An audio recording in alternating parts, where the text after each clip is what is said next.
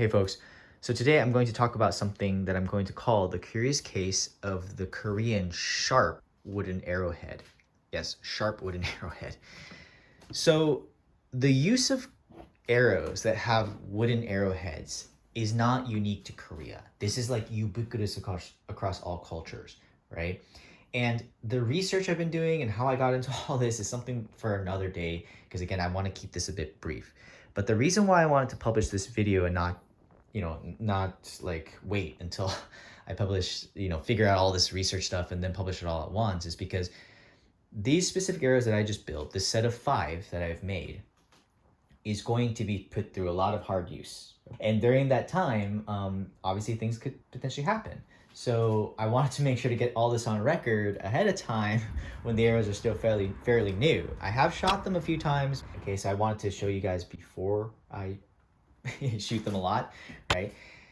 So anyways, the reason why I got curious was this. In every depiction thus far I've seen, prior to the 1900s, possibly the late 1800s. Again, it's a little hazy for me right now. I'm in the midst of research, but at least if we're talking about kind of wooden arrowheads that were, let's say, 1800s and earlier, okay, especially during like the medieval time, for whatever reason, they seem to be depicted coming to this kind of sharp point.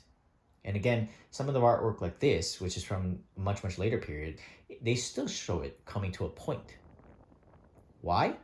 I'll be honest, I have no idea. That's why I made these arrows. That's why I'm going to test them to try to figure out, hopefully, what's going on. However, I want to talk a little bit about what this is so that maybe if there's anyone else interested out there, maybe you guys can also try making your own Korean wooden arrowheads that are sharp like this. Test them and see what happens, right? Because at this point, I feel like that's really the only way we're going to figure out what's going on here. Now, in my specific case, I tried my best to replicate what as far as my research can tell, is a Korean standard military arrow. So like your baseline arrow. Now, a lot of people are going to say, oh, that's the 유협전. No, it's not. Because we know from texts such as from this 세종실록 that it says something like this. The length of the arrow's shaft is 3 chok. That's about 90-ish centimeters.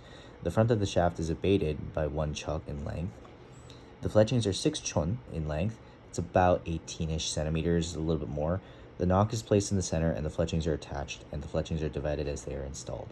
So what we have a description of here is kind of the standard Korean military livery arrow of kind of, let's say, the Goryeo to the mid-Joseon dynasty before the 유협전 becomes the primary arrow of the Joseon military. But as it pertains to our specific research at the moment in regards to this kind of wooden-headed arrow, the text goes on further.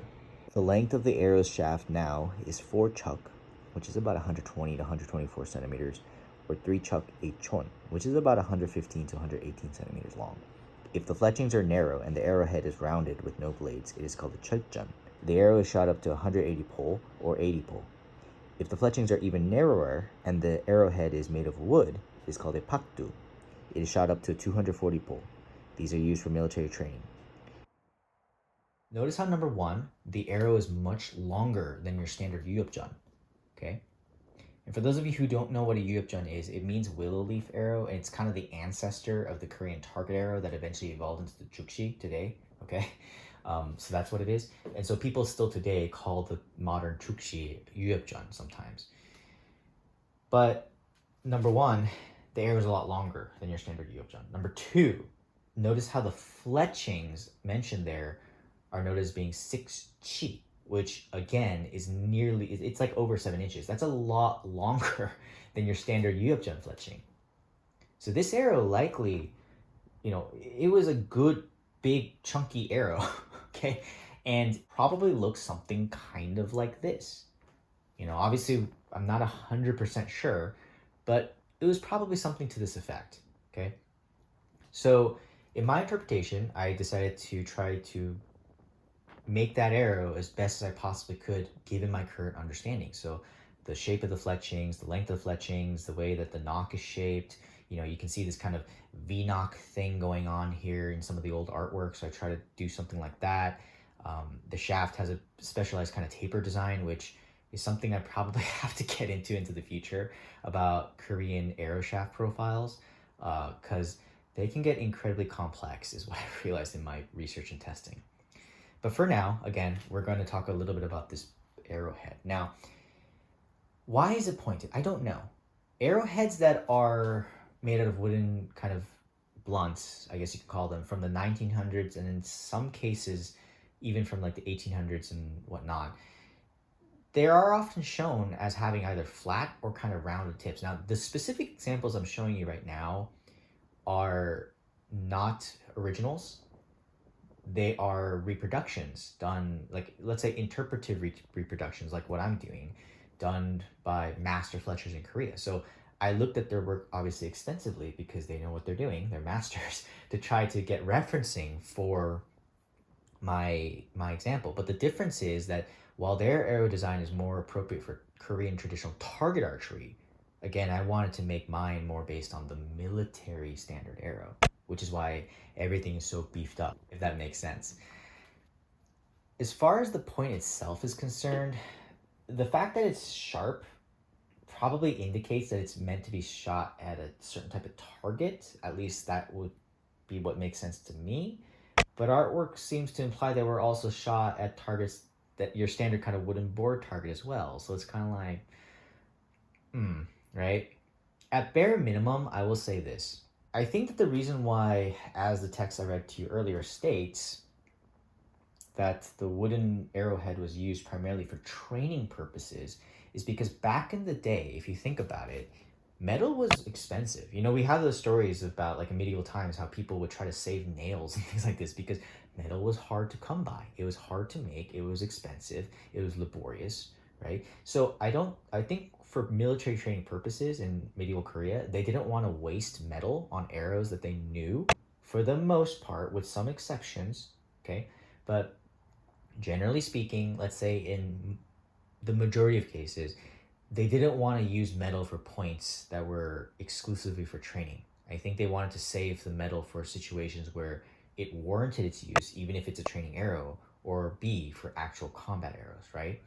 So if you're interested in trying to build something like this for yourself, right, I would suggest that you pay close attention to the shape. As far as I can tell, the arrowheads are designed either in like a teardrop shape, a bullet-like shape, or alternatively what's known as a fusiform shape like this. Again, we don't, as far as I'm aware, we don't have any extant survivals that are like this, so it's hard to know exactly what's going on. But there's enough kind of textual sources and some artwork for us to kind of glean away that something like this clearly did exist back then. And I'm trying to figure out now what this something is. So yeah, I wanted to publish this before I shoot these arrows up and, you know, gonna put them through a hard working life, right? So I wanted to share this with you guys, and if anyone else is interested in joining me in this kind of journey of trying to figure out this whole Korean historical archery stuff that goes beyond just the Korean traditional target style archery, right? Then maybe you guys want to make up some arrows like this too, with these kind of wooden arrowheads, and we can train Korean military archery training together.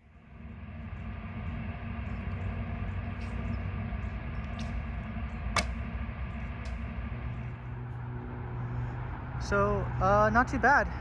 Yeah, these are the wooden pointed arrows that I'm talking about, and you know, grouping's not too bad. I had one over there on the right where I made a little bit of mistake, but you know, they don't fly as far as when the point is made of metal, and I suspect it's because the head is so big, so there's a lot of drag as far as the wind, like the wind and the air resistance is concerned.